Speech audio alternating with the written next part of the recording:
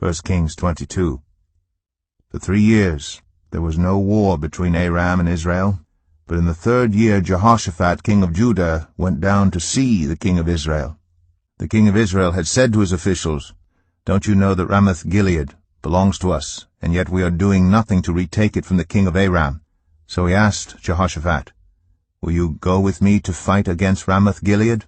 Jehoshaphat replied to the king of Israel, "I am as you are, my people as your people, my horses as your horses." But Jehoshaphat also said to the king of Israel, "First seek the counsel of the Lord." So the king of Israel brought together the prophets, about 400 men, and asked them, "Shall I go to war against Ramoth-Gilead, or shall I refrain?" "Go," they answered, "for the Lord will give it into the king's hand." But Jehoshaphat asked, "Is there no longer a prophet of the Lord here, whom we can inquire of?" The king of Israel answered Jehoshaphat, "There is still one prophet through whom we can inquire of the Lord, but I hate him, because he never prophesies anything good about me, but always bad. He is Micaiah son of Imlah." "The king should not say such a thing," Jehoshaphat replied. So the king of Israel called one of his officials and said, "Bring Micaiah son of Imlah at once." Dressed in their royal robes, the king of Israel and Jehoshaphat, king of Judah, were sitting on their thrones at the threshing floor by the entrance of the gate of Samaria, with all the prophets prophesying before them. Now Zedekiah son of Kenana had made iron horns, and he declared, "This is what the Lord says, with these you will gore the Arameans until they are destroyed." All the other prophets were prophesying the same thing. "Attack Ramoth-Gilead, and be victorious," they said, "for the Lord will give it into the king's hand." The messenger who had gone to summon Micaiah said to him, "Look, the other prophets without exception are predicting success for the king. Let your word agree with theirs and speak favorably."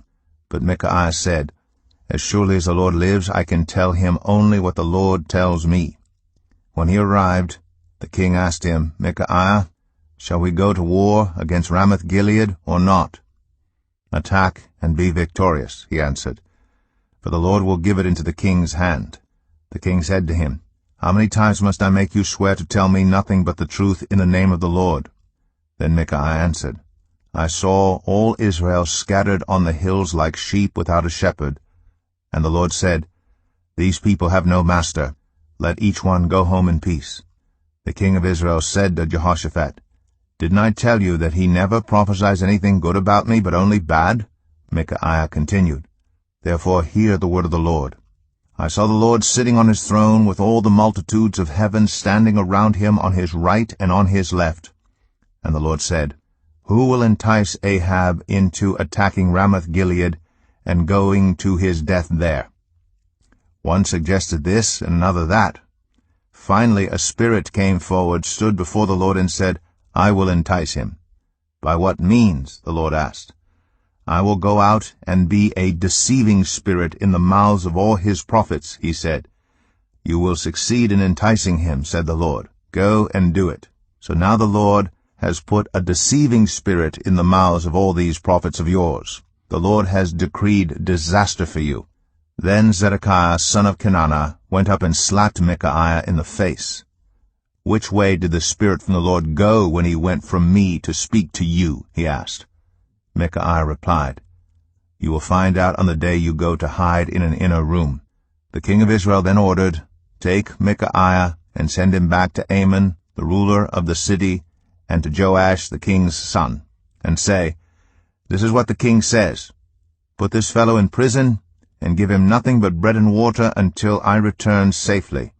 Micaiah declared, "If you ever return safely, the Lord has not spoken through me."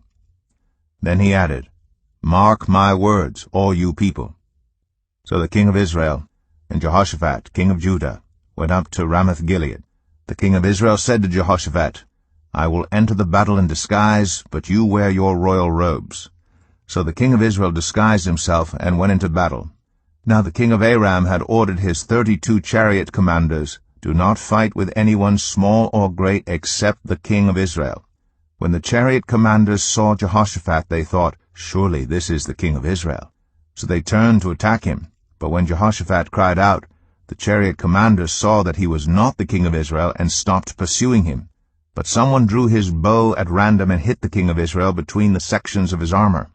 The king told his chariot driver, "Wheel around and get me out of the fighting. I've been wounded." All day long the battle raged, and the king was propped up in his chariot facing the Arameans. The blood from his wound ran onto the floor of the chariot, and that evening he died. As the sun was setting, a cry spread through the army, "Every man to his town, every man to his land."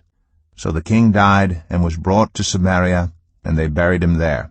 They washed the chariot at a pool in Samaria where the prostitutes bathed, and the dogs licked up his blood, as the word of the Lord had declared. As for the other events of Ahab's reign, including all he did, the palace he built and adorned with ivory, and the cities he fortified, are they not written in the book of the annals of the kings of Israel? Ahab rested with his ancestors, and Ahaziah his son succeeded him as king. Jehoshaphat son of Asa became king of Judah in the 4th year of Ahab king of Israel. Jehoshaphat was 35 years old when he became king, and he reigned in Jerusalem 25 years. His mother's name was Azubah, daughter of Shilhi. In everything he followed the ways of his father Asa, and did not stray from them. He did what was right in the eyes of the Lord. The high places, however, were not removed, and the people continued to offer sacrifices and burn incense there. Jehoshaphat was also at peace with the king of Israel. As for the other events of Jehoshaphat's reign, the things he achieved and his military exploits, are they not written in the book of the annals of the kings of Judah? He rid the land of the rest of the male shrine prostitutes, who remained there even after the reign of his father Asa. There was then no king in Edom. A provincial governor ruled. Now Jehoshaphat built a fleet of trading ships to go to Ophir for gold, but they never set sail. They were wrecked at Ezion-Geber. At that time Ahaziah, son of Ahab, said to Jehoshaphat, "Let my men sail with yours." But Jehoshaphat refused. Then Jehoshaphat rested with his ancestors, and was buried with them in the city of David his father, and Jehoram, his son, succeeded him as king. Ahaziah, son of Ahab, became king of Israel in Samaria in the 17th year of Jehoshaphat king of Judah, and he reigned over Israel 2 years.